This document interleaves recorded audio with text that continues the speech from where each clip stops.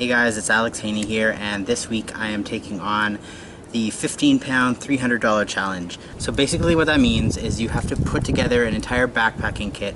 So everything you're wearing, your shoes, your pack, all your gear, it has to weigh less than 15 pounds for under $300. So I've been working on this challenge this week, and I managed to put together a pack that weighs 11.35 pounds. That's just the pack, or the total thing is 13.3 pounds.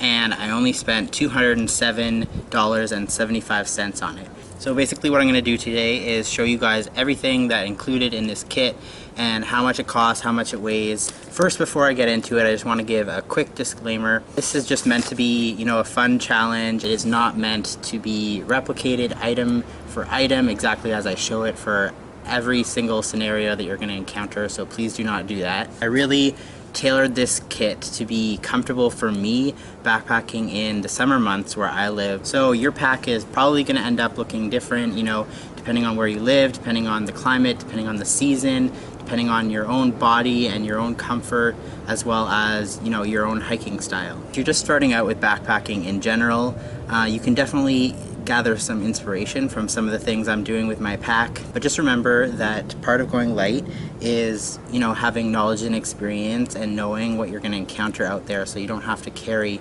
unnecessary stuff, and that everything you're carrying is going to serve a really strong purpose for you. So let's get into this now. Okay, so first of all, this pack was actually given to me for free by my uncle, but to be generous and fair to everybody, I'm just gonna say that I spent 20 bucks on this because I see backpacks this big all the time for $20 or less, you know, at thrift stores, at garage sales, on Craigslist or whatever. So you should definitely be able to get this size pack, a good size pack like this, for under $20. It's not even like a regular backpacking bag. It's frameless, which is totally fine for this amount of weight. So yeah, let's get into everything here. First of all, my sleeping pad here. This is a Thermarest Z-Lite sole. You can pick these up for just over $30. It's not the full length kind, it's the short version. This pad is absolutely amazing. It's the best value for your money that you can spend. And as you can see, I'm just gonna go through and empty everything as we go. So there's plenty of extra space in this pack for food. So for carrying water, I am just using two 1-liter plastic bottles that are just recycled, so I didn't even count that in the price. For my rain protection, I'm actually going with a poncho that I picked up from the dollar store for $2, and you know, I would only use this in the summer months, but I can actually vouch for these. I used one of these for about 6 weeks last summer, and these are great. This is just a vinyl, really lightweight poncho, and has a hood. You know, it gives you a lot of coverage, like even of your legs. So this is actually all that I would bring for rain protection. Okay, so getting into our food kit now. First of all, this is what I would use as my food bag, my bear bag to hang up at night. I just got this at the thrift store. And I also have some line to hang it with from the dollar store. Here I have my fire kit stocked with stuff from the dollar store as well. So I just have a little pack of matches and a lighter. And for my fuel storage, just gonna recycle a little plastic bottle, so that's free. And for the cook kit, now I just quickly put this thing together, so it's definitely not perfect and I have to do a little bit more work on it, but you can actually make a cooking pot, an ultralight cooking pot, out of a can of Foster's. And I made mine kind of short because I thought, you know, if I'm gonna make this, then I'm gonna want to make a mug out of it. But you can make it like the full length size of the can, which is 750 milliliters, and that will give you plenty of room for cooking in. And it's gonna be negligible how much more weight it adds to just keep the rest on there. So yeah, I just whipped this up really quick just for demonstration purposes and to weigh it, you know. I'll actually link a video right here on how you can make one of these, and you can add all sorts of fancy DIY stuff if you want. So, you know, this is basically free, but I still listed it as $4, which is how much I spent for the beer because I tried to drink it, but it was really gross. Okay, so inside that, I just have a bunch of tin foil. So this tin foil will be the windscreen for the pot, and then I just have a little piece to use as the lid, and they weigh hardly anything. So for the stove, what I have is one of these little DIY alcohol stoves, and I've tried a couple of these little DIY stoves like this, and this is my favorite. I learned about this from Andrew Skirka. Basically all you do is use a Fancy Feast cat's food tin, and you hole punch a bunch of holes around, see there, and then all you do is you put some alcohol, some methyl hydrate, it goes by a bunch of different names in here, and that just burns. Set your can on top of there, and there you have it, a cook kit that is basically free and basically weighs nothing as well.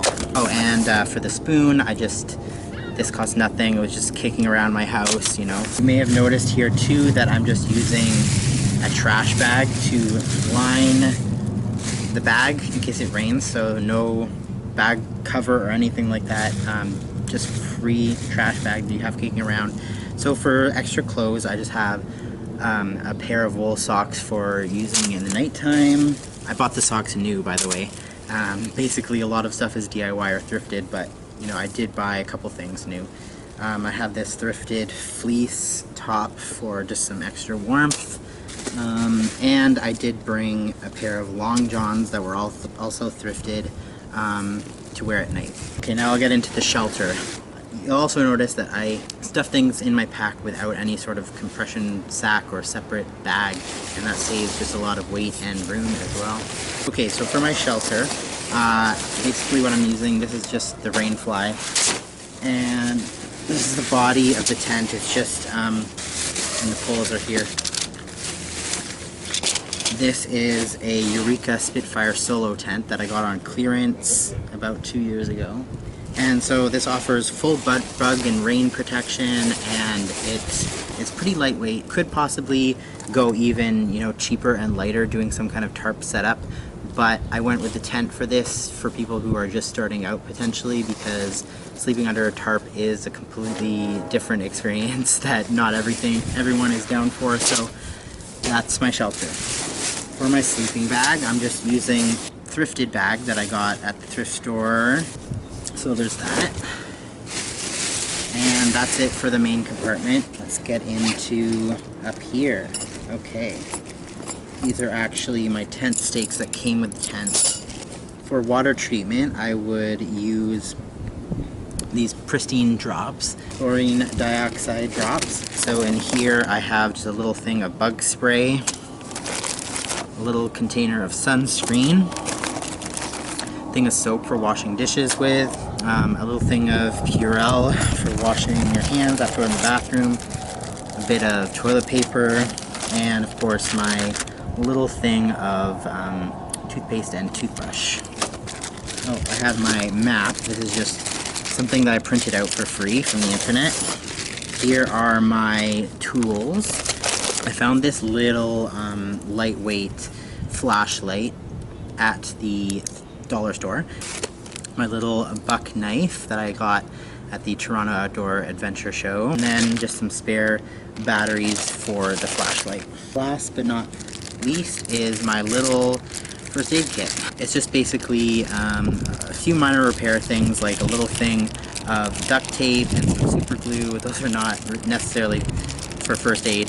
A few little different kinds of meds, some band-aids, and some moleskin, and then I also threw in a little thing of Vaseline from the dollar store. I wanted to keep it cheap, and I think that this could do a decent job for, you know, keeping your feet happy while you're hiking. All the stuff in here I kind of had kicking around my house already, but I just put it in my list as costing $5 because, you know, you can, from the dollar store, you can just get a little kit for like $1 or $2 and then add a couple things from home if you want. It shouldn't cost more than $5 if you're really, you know, like I said, you have to weigh the risks of not carrying a lot of first aid stuff versus, you know, how much you want to be carrying for yourself. So okay, so maybe let's get into what I'm wearing now. I am wearing a pair of running shoes, and I know you might, you know, people who are just starting out and don't know about wearing sneakers or trail runners, that kind of thing, might be thinking, you know, don't I need a hiking boot?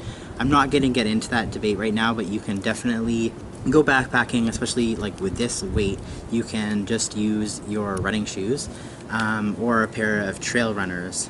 Of all this stuff, I didn't include these in the price. I figured most people have running shoes already at home, and it's good, you know, to wear ones that are already broken in and comfortable for you if you have them.